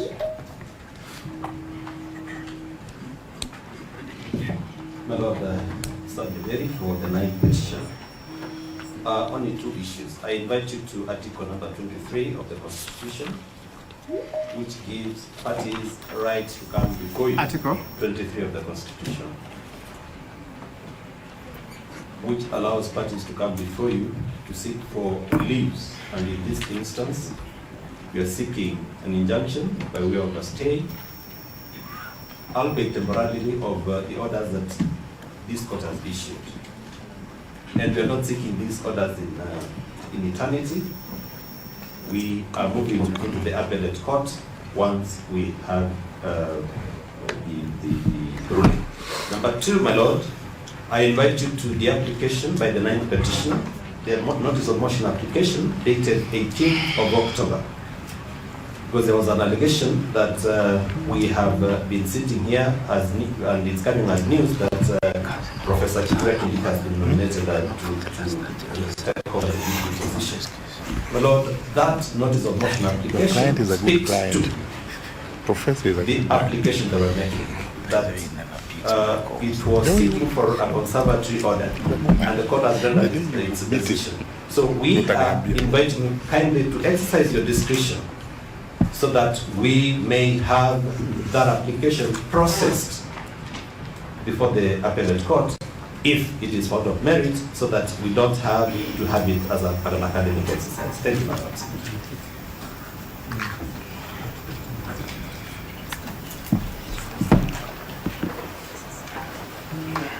May it please the court. My name is Dr. Iboso, and my co-petitioner had made a similar application that the Honorable Court, be pleased to stay the order that it has given today. And the respondents have raised an issue that Professor KINDIKI was nominated over a week ago, and that if we were raising this application in good faith, then we ought to have raised it earlier. I wish to refer the court to its directions, which made it clear that one, the only applications it was going to hear were the 2 applications that were before the court. And this was made despite protests that my co-petitioner and I have raised for the last 2 weeks, that we have applications that seek similar orders and they've not been heard. However, I also would wish to direct the court to its own directions, which directed that we file amended petitions because many of the petitions had been overtaken by time. And if you look at our petition as amended, we actually raise concern about the process of election of the deputy president designate in our amended petition. And so it is quite in substance and whatnot. Secondly, I'd like to point out that my co-petitioner pointed out that we have been feeling discriminated. And as she explained earlier, she's dyslexic, and sometimes she might rush her words, especially when she's tense. The feeling of discrimination that we've been having is that out of all the petitioners, we are the ones who have consistently for the last 2 weeks called on the court to refer to the applications that are before it, and that which touch on this, and will be given adequate time to ventilate them. Yesterday, I agree we were given an opportunity to speak as interested parties. And after the respondents gave their case yesterday, I tried to catch the attention of the court and I was ordered to sit down. I wasn't rising because I don't know I don't have a right of response. I know that. I was rising because I sought the discretion of the court, specifically because there are specific 4 issues that the respondents raised against the things I had raised. And in the decision of the court today, which I have listened to, one of the issues has actually turned on that. The fact that this court believes, which I believe is wrong, that it has jurisdiction to reverse the assumption of office of the Deputy President. Of course, you've given your ruling and we respect it. And we wish to appeal that ruling.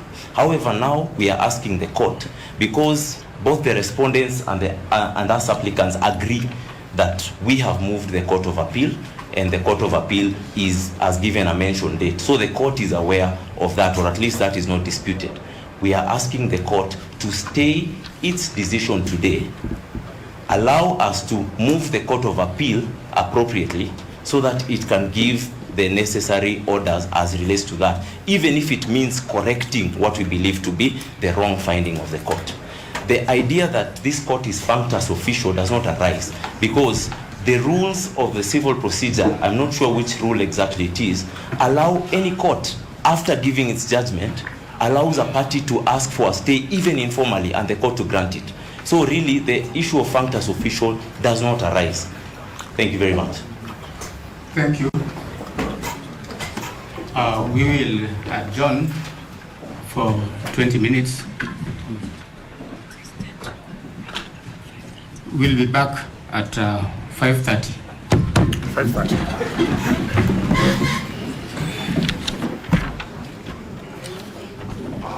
Kazi tu.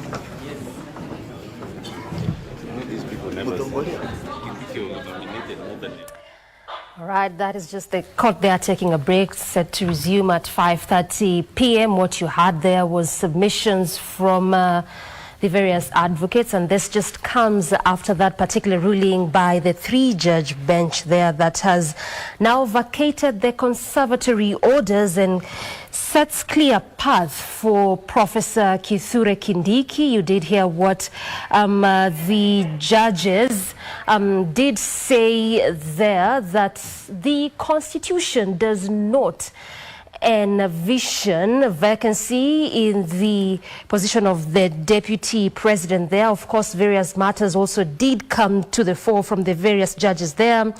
You did hear also Judge Freda Mugambi talking about the jurisdiction of the bench, matters of whether the due process was followed in regards to that particular TV. That is a matter that did come to the fore. Let's go to school so we never retire. I will never look my back. Pick up your shoes, pull up your socks and go.